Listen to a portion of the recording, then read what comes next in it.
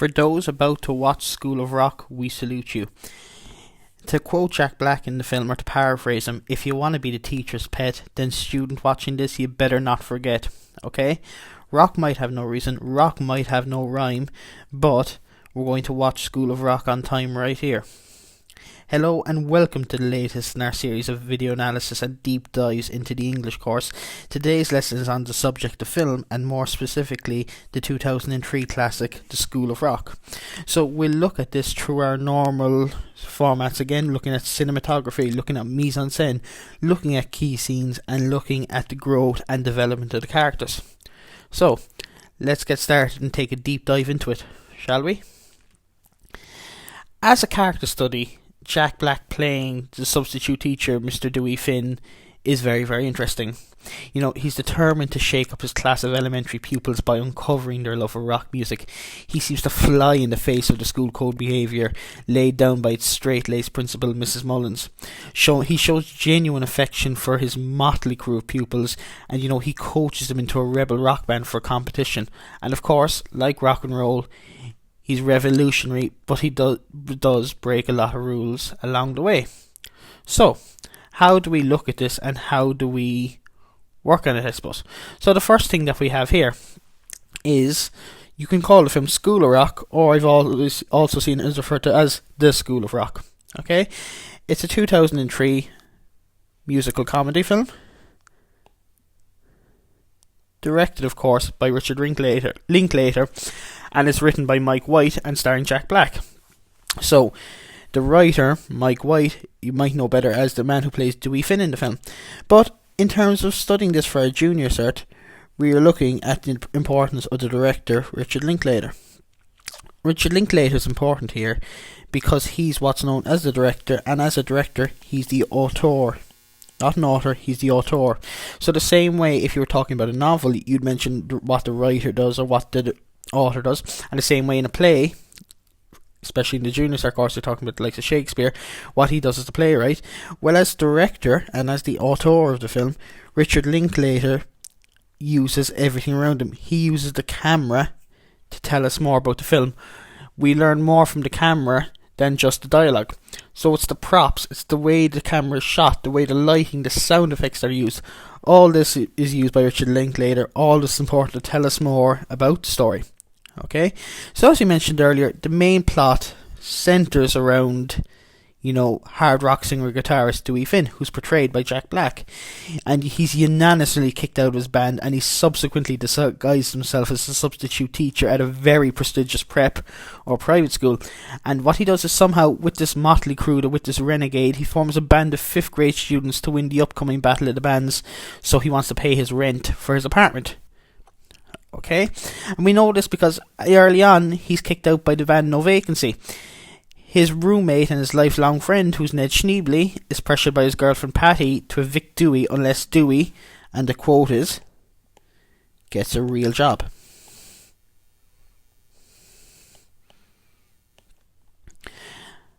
And he has to pay off his growing rent debt, which he only promises to do out of sympathy to Ned because of his fear of not getting another girlfriend.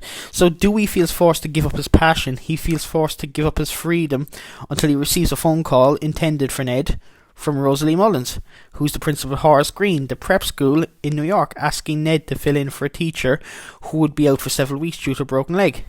So Dewey's desperate for income to avoid getting evicted, so he pretends to be Ned Schneebly, or as Dewey himself says, Schneebley, and he takes the job as a substitute teacher for a 5th grade class. For our Irish students watching this, when we say 5th grade, we just mean 5th class in primary school. Dewey has no real idea how to carry out his role as a teacher, and instead simply gives his students constant free time. However, when he overhears his pupils playing a music class, he realises that the children of his class are very talented musically. He decides to turn his temporary job into what he tells them is a special class project, but in fact it's actually a personal one, so we have this idea of deceit. Okay? It's to turn a classroom full of kids into a rock band and crew, which will serve as a vehicle for stardom, ultimately to win the upcoming Battle of the Bands. So you're looking at deceit here before we even go into teams. It's deceit. We could have pretending to be Joey, or pretending to be Ned. Deceit for the students. means somebody's not telling him about class project. He deceit to his parents, or the parents of the students more specifically. Deceit towards Rosalie Mullins.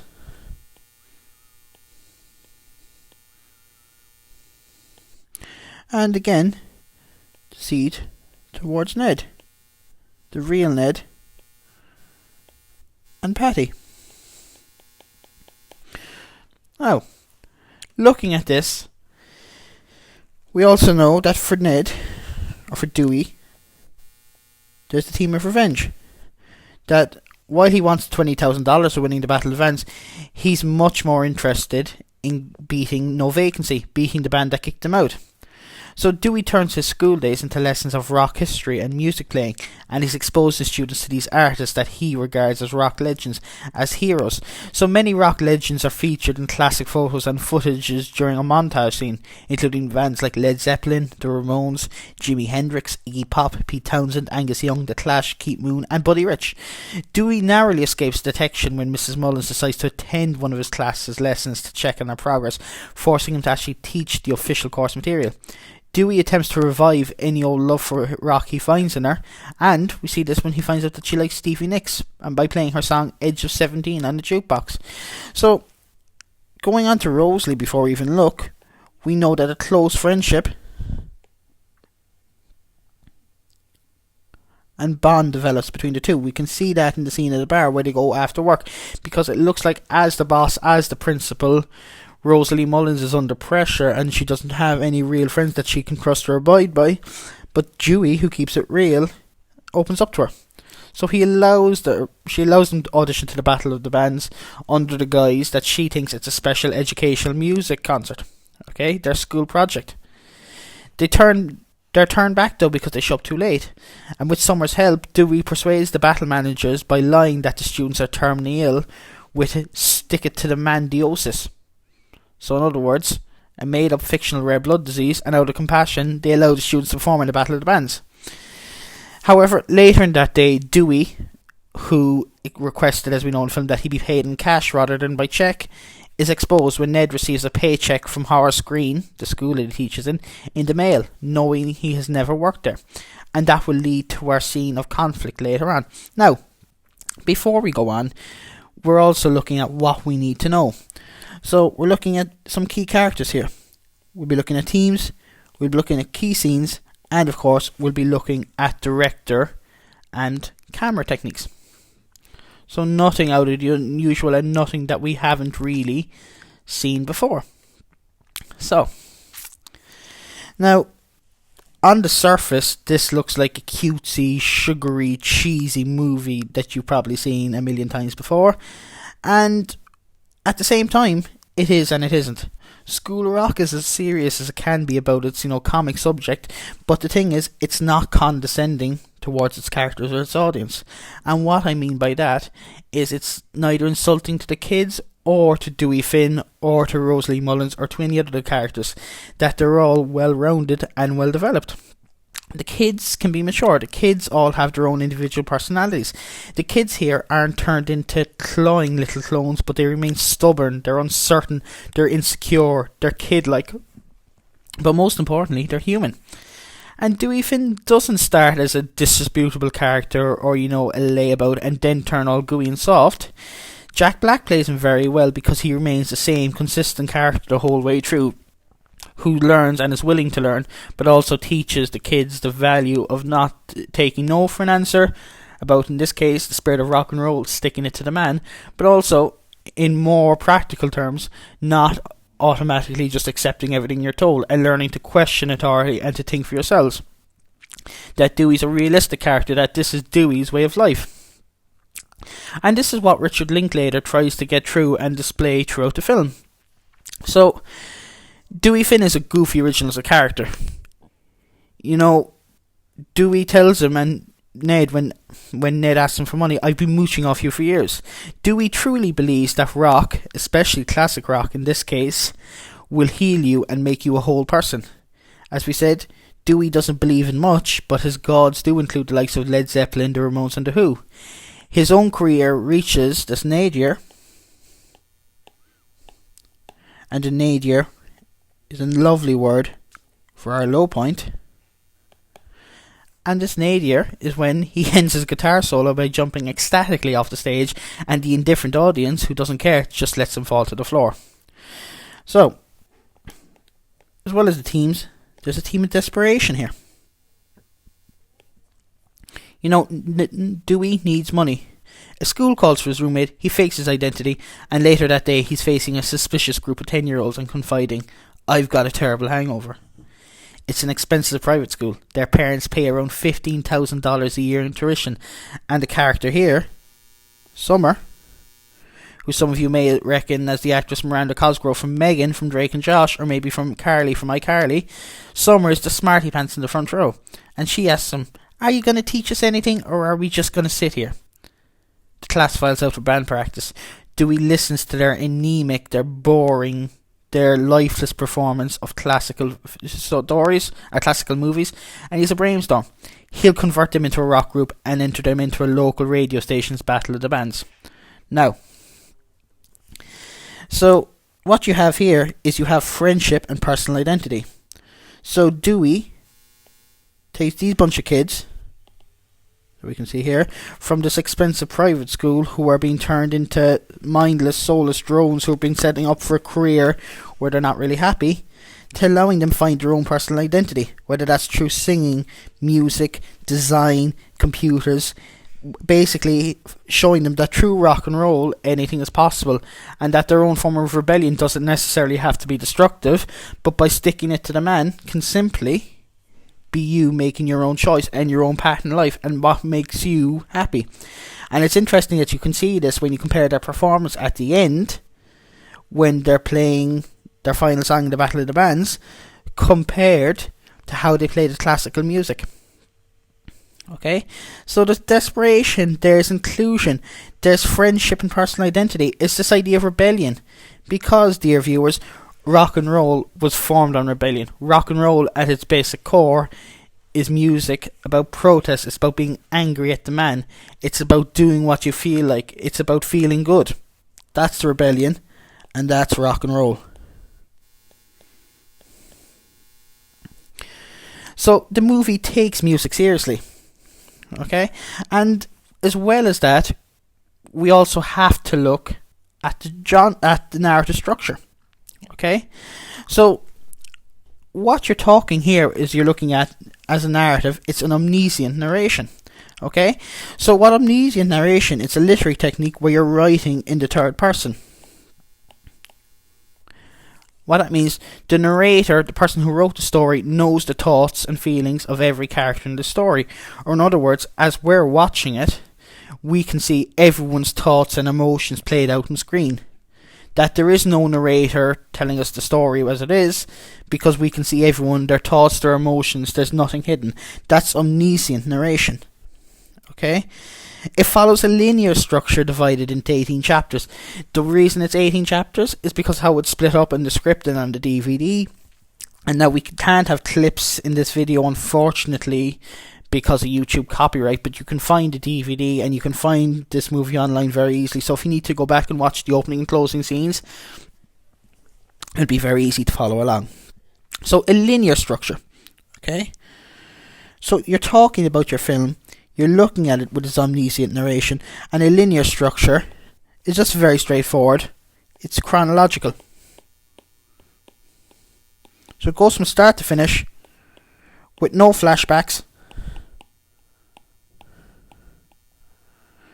and no flash forwards. So for a movie aimed at kids and families, it doesn't complicate things. And that's intentional too from both Mike White, the scriptwriter, and Linklater as the director, because rock and roll doesn't have to be complicated. Rock and roll is about enjoying it live and being straightforward. And then it also follows, as we have here, our classical Hollywood, what we call the 3-act structure. And with the 3-act structure, I mean we have the setup, you have your confrontation between Ned and Dewey and Patty and Rosalie, and then you have your resolution, which is seen lovely in the Battle of the Bands. So genre then. So genre is the type of film we'll be talking about. Okay? So it is comedy, which we said at the start. It's a musical. It's a coming of age where people's, when you say coming of age, you start becoming an individual. You start finding out what interests you, find out what you like in life, what make you happy, what you dislike. And like everything else, because of the setting, it is your general run-of-the-mill school movie as well.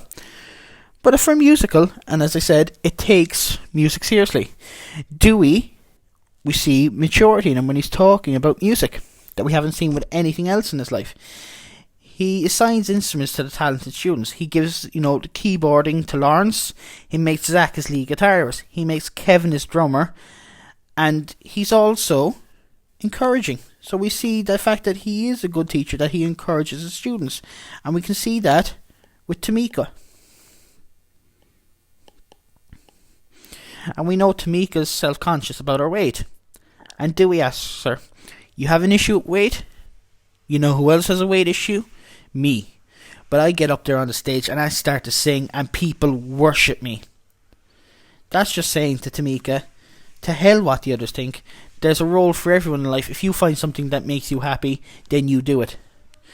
Billy wants to be the band's costume designer and produces glitter rock costumes that convince Dewey the school uniforms don't look so bad, that they look rebellious.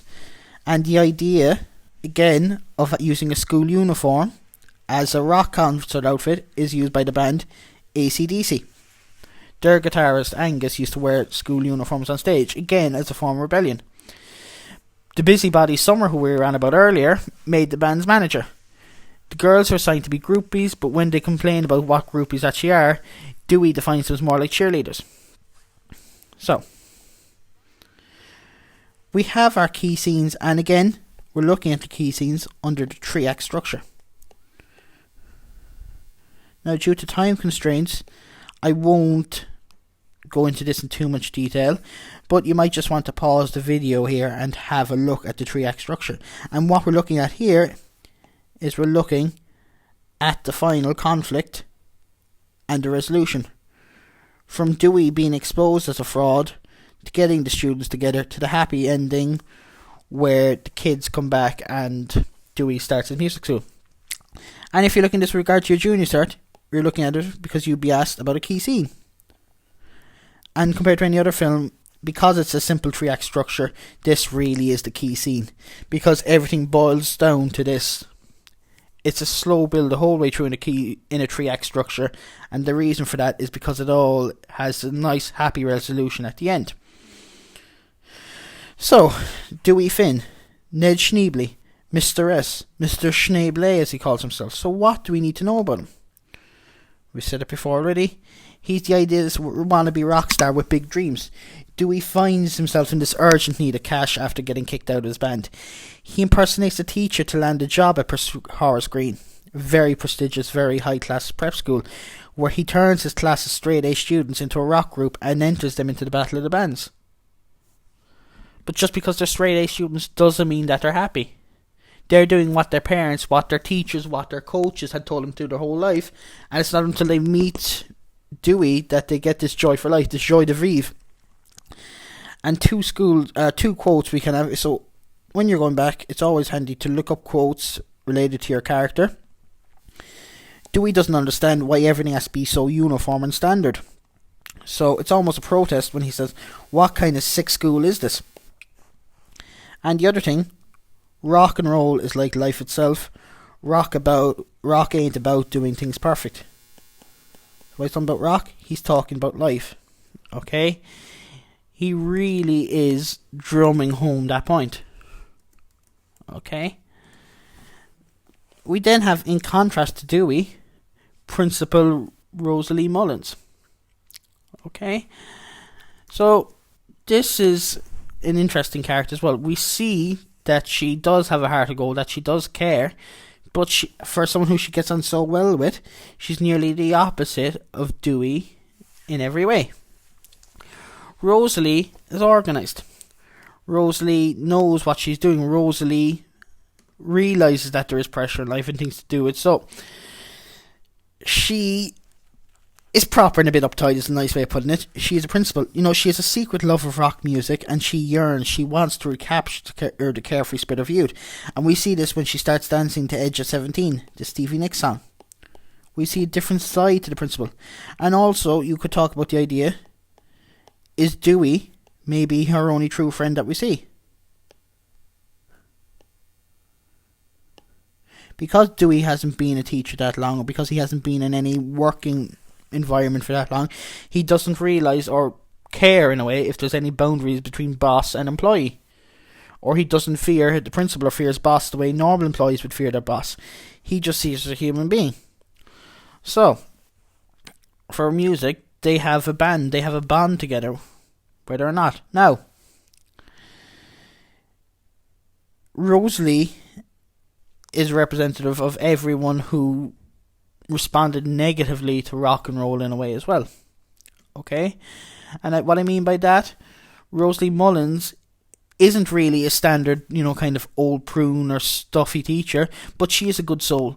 She loves her school, and you can see that she loves her fun too.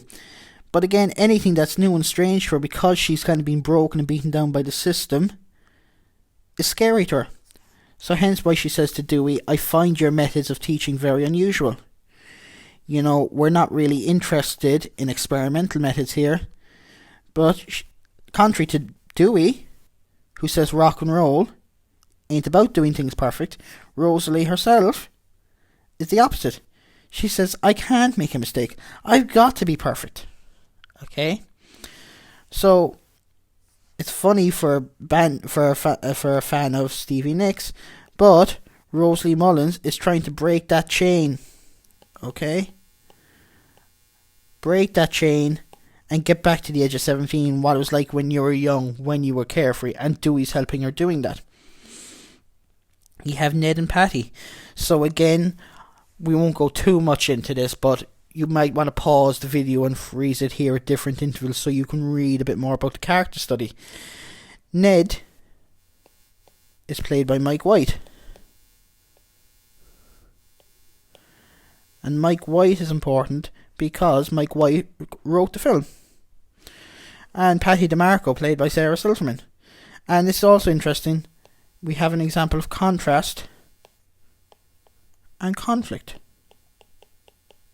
Same way you look at the idea of rock and roll versus authority. So Patty is stuffy, she's super serious, she's bossy, she's nasty, she's doesn't like Dewey, she doesn't like Ned, clearly here having friends or having interests outside of her, and this causes conflict between the two. And then we see our students, which we've also talked about. So again, I'm going to let you pause this in your own time, but it's about students developing their own personalities. So Summer being the band manager, Zach being extremely talented guitarist, but his father doesn't care about that and too busy with work to take an interest in his family. So Zach has this feeling of neglect. You have Summer, who just wants to be, seen as valued, seen as important. You have Tamika and you have Lawrence, okay? Two kids who again seems like outsiders, but just because they're outsiders in the traditional sense, there is a place for everyone, that there is this talent, and Dewey shows them this. Again, we're taking breaks here just so you can pause to see who we're dealing with. We have Katie and Freddie.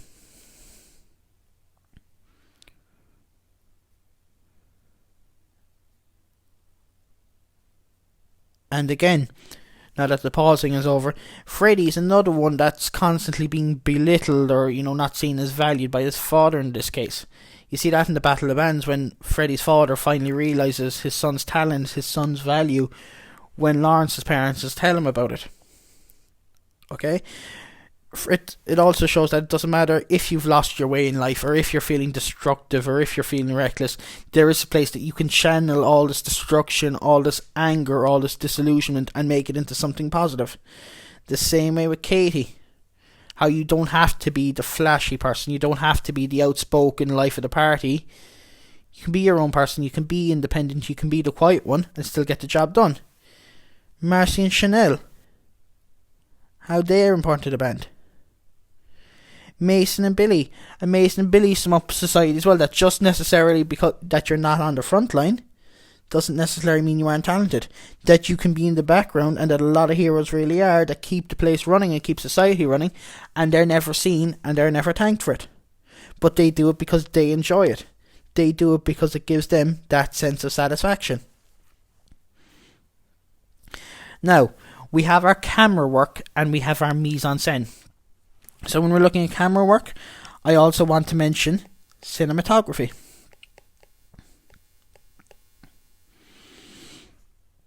And when we have our mise en scène, it's basically the use of scenery. Okay, so cinematography is defined as the art of photography and camera work in filmmaking. And mise en scène is the arrangement of the scenery, the props, and everything else on a stage in a theatrical production or on the set of a film to explain what goes on. So mise en scène is looked at in 5 ways. Okay, you have setting, you have decor or decoration, you have your lighting,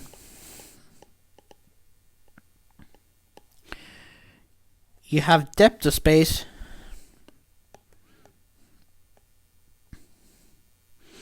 and you have your costumes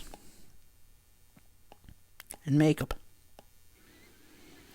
So, we have our 5 key elements here of mise en scène.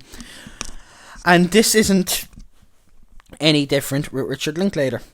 Everything you see in mise en scène, the use of scenery, is deliberate, down to the clothing, the props, everything, colours, lights, sounds, how they're dressed. Anything you see on the desk or anything that's visible on the camera is there for a reason. And the camera work's done really well here, as it shows the panoramic effect they use. As it pans across the classroom, it's this idea that Dewey is constantly performing. He's performing. The classroom's his stage to the kids, convincing them and telling them what to do. It's also symbolic of the stage themselves that they all end up in the Battle of the Bands concert at the end. We also have different panoramic shots. As well as panoramic shots, you have point of view shots, which frequently switches to the close-ups from teacher to student to focus on whoever's speaking at that moment. It pans the room to show the entire class reactions, puts them all on an equal footing. Hence, with the camera angles as well as the shots, it's eye level. It shows how Dewey can be immature as the kids and vice versa, but also it shows them that there's a respect between both Dewey and the kids, that they're on eye level, that they see each other as equals at times. Also, the lighting is soft, natural lighting to suggest a clean, orderly, enriching environment for learning, in contrast to Jack Black's disrupting character, in contrast to rock and roll itself. The scene that everything was bland and normal before rock and roll comes on the scene, that Jack Black is rock and roll in this film. The sound as well, it's a natural sound with no music. Students shifting in their desks, their creaking of seats, there's the shuffling of teachers' feet and shoes squeaking. When walking, there's the sound of the teacher chewing. There's the students whispering. All these sounds enforce this idea of a normal, everyday classroom atmosphere. And the reason that's done, it doesn't matter whether you're in school now, you're gone from school 10 years, or you're gone from the school for much longer than that. But it's a sound that's universal. It's a sound that's familiar to anyone. Linklater uses that in his mise en scène purely because the minute you hear it, you're automatically transplanted back to your school days. And that's how you do this. And it's very, very clever. And what you also have to think of when you're looking at those classroom shots, you have a very bright wooden school-like setting. Average, run-of-the-mill, every day, nothing that stands out. Everything is uniform in a way for a school. On the other hand, the lighting and the shots in the Battle of the Band, it's overwhelming to the senses. You have smoke machines, you have dry ice, you have sounds, you have noises, you have rock music, you can barely hear the characters speak, the characters are shouting one another. That's all part of the mise en scène to transport you to what it's like backstage at a concert. So what it feels like. Okay? As they say at the end of the film, it's a long way to the top if you want to rock and roll. So thanks for watching, guys. Keep on rocking. Enjoy, and we'll talk to you again soon. Goodbye.